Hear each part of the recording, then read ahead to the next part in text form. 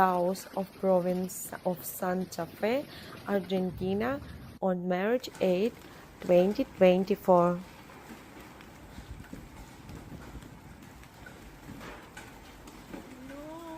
The hailstorm caused chaos, leaving a path of destruction in this wake.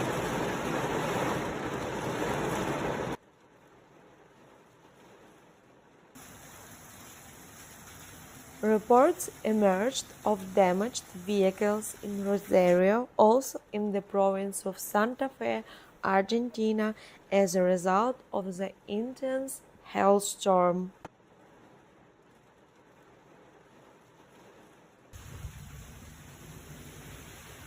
The unexpected ferocity of the hail caught many residents by surprise.